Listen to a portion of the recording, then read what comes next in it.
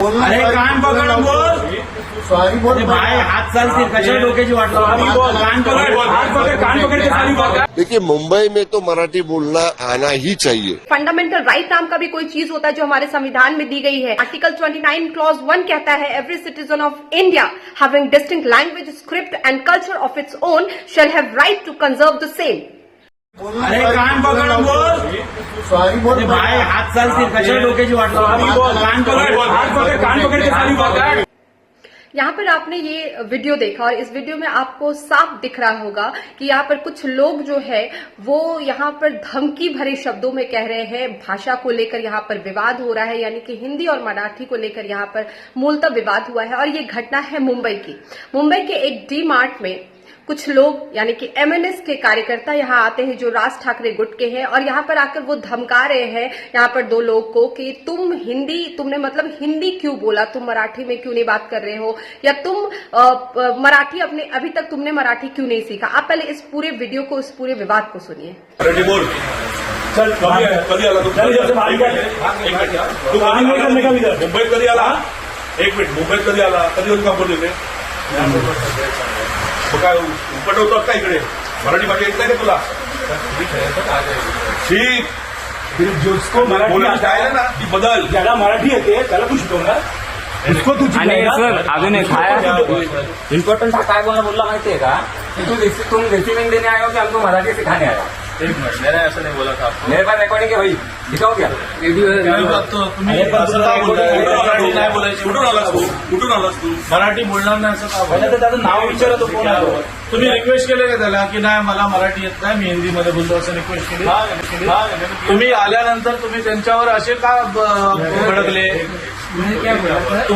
तुम्हाला जर माज असेल ना की तुम्हाला हिंदी येते मराठीत बोलणार नाही तर तुम्ही तुमच्या गावी जाऊन नोकरी करायची, इकडे नोकरी नाही करायची. इथल्या लोकांना मराठी हिंदी शिकवायची नाही, कळलं. तुमचा माज उतरवायला आहे ना एवढे लोक काफी आहे. महाराष्ट्र नवनिर्माण सेना काफी आहे तुमचा माज उतरवायला. आणि मुंबईत आहे ना, ऐक तुझे गोष्टी ऐकायला आलो नाही. मुंबईमध्ये मराठी माणसाचा धक्का पाहिलाय. तुम्ही कुठून येणार 1500 किलोमीटरवर. कान पकड के सॉरी बोल. सॉरी बोलताय. कान पकड सॉरी बोल. सॉरी बोल. सॉरी बोल.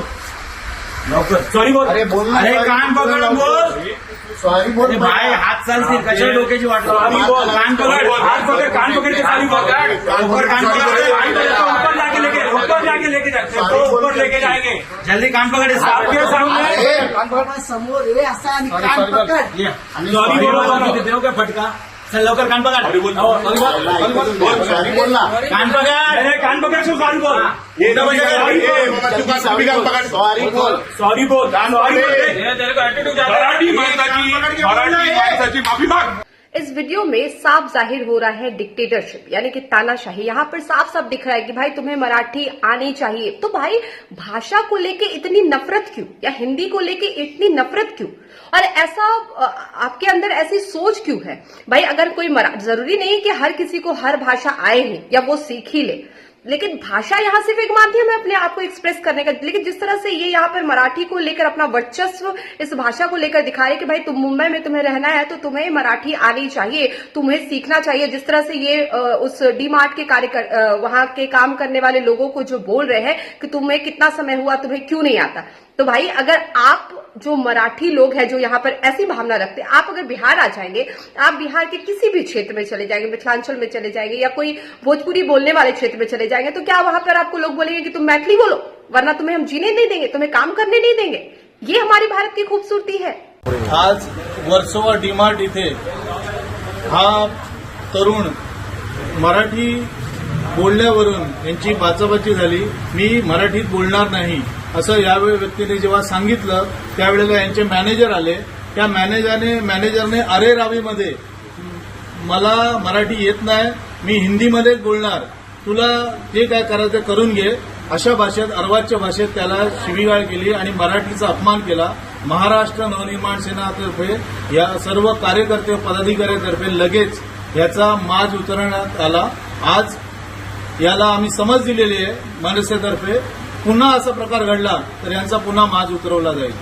एमएनएस के कार्यकर्ता यहाँ मार्ट में जाकर जो गुंडई कर रहे, जो गुंडागर्दी दिखा रहे हैं, 10 लोगों को लेकर आ गए और 2 लोगों को यहाँ धमका रहे हैं. तो भाई ये गुंडई नहीं चलेगी.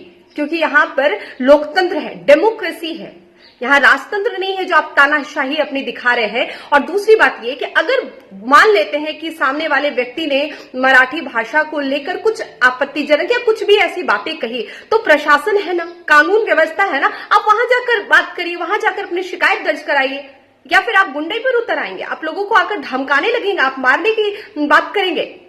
और यहाँ पर आप एक पैरेलल गवर्नमेंट ही तो चला रहे हैं ना, आप यहाँ पर फिर समानांतर सरकार बना रहे हैं कि भाई हम ही सरकार है, हम जो बोलेंगे वही होगा, हमारा वर्चस्व रहेगा। और हिंदी को लेकर इतनी नफरत क्यों है?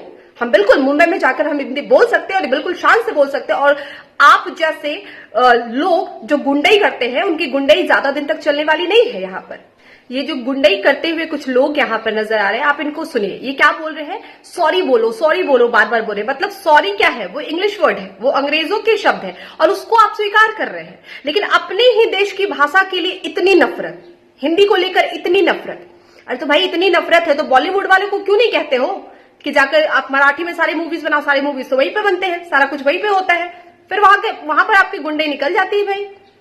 भाई ये अपने ही देश की भाषा है, मतलब जो हमें गुलाम बनाकर चले गए, जो हमें लूट कर यहां से चले गए, उनकी भाषा स्वीकार है आपको। आप अंग्रेजी यहां पर एक्सेप्ट कर रहे हैं, लेकिन आपको यहाँ हिंदी से आपत्ति है।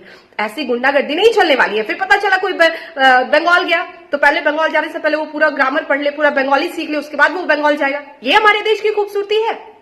और यहाँ पर सभी चुप्पी धर के बैठे हुए हैं, कोई इन्हें बताए, या फिर भाई तुम पढ़ लेते तो तुम्हें पता होती कि फंडामेंटल राइट नाम का भी कोई चीज होता है जो हमारे संविधान में दी गई है। हमारा मौलिक अधिकार है कि हम अपनी भाषा को, हम अपनी संस्कृति को, हम अपनी लिपि को, उसको बनाए रख सकते हैं। ये हमें प्रोटेक्शन दिया गया है। आर्टिकल 29 क्लॉज 1 कहता है, every citizen of India having distinct language, script and culture of its own shall have right to conserve the same.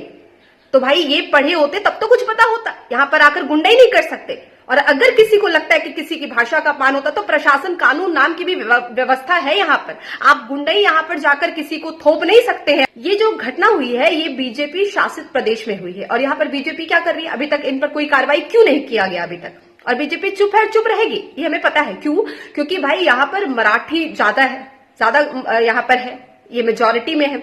और भाई अगर ये कुछ ऐसा कर दे तो कहीं मराठी लोग जो है वो नाराज नहीं हो जाए, और नाराज हो जाएंगे तो इनका वोट बैंक ना कट जाए। तो अपने वोट बैंक को बचाने के लिए ये चुप है और चुप रहेंगे। और ऐसे लोग गुंडई करते थे, करते हैं और करते रहेंगे।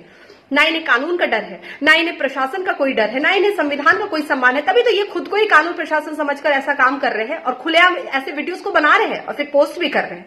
ये है यहाँ पर इनके लोग। अब भाई बीजेपी बोलेगी कैसे? खुद जिनके साथ इनका गठबंधन है, अब देखिए शंभूराज देसाई जैसे नेता यहाँ क्या कह रहे हैं कि भाई मुंबई में रहना है तो मराठी आनी ही चाहिए। देखिए, मुंबई में तो मराठी बोलना आना ही चाहिए, क्योंकि महाराष्ट्र की भाषा मराठी भाषा अपनी है। मुंबई में जिसको भी काम करना है या बात करने, तो प्रायोरिटी मुंबई को ही है। अगर कोई जानबूझ के ऐसे हम मराठी बात नहीं कहेंगे, ऐसा कोई करेगा तो ये भी ठीक नहीं है। मराठी को तो अभी राजभाषा का दर्जा भी केंद्र सरकार ने दिया है, तो महाराष्ट्र में मराठी बोलना ये जरूर बोलना चाहिए। क्यों भाई, कभी आपको हमने कहा है कि बिहार में आपको रहना तो आपको जिस क्षेत्र में आप रहेंगे उस प्रदेश का, उस क्षेत्र का आपको भाषा आना ही चाहिए? आप बंगाल जाइए, कभी किसी ने कहा कि आप बंगाल जाएंगे तो आपको बंगाली आना ही चाहिए? ये कौन सी गुंडई है? ये किस संविधान में लिखा गया? भाई संविधान में कहाँ लिखा गया है, दिखाइए हमें। अगर आप देश चला रहे हैं तो आप देश को संविधान के हिसाब से चलाएंगे, अपने हिसाब से, और अपने नियम कानून को लागू नहीं कर सकते, अपनी एक अलग संविधान बनाकर नहीं चल सकते। भाई लिखिए संविधान में, करा दीजिए अमेंडमेंट और उसके बाद आप बात करिए।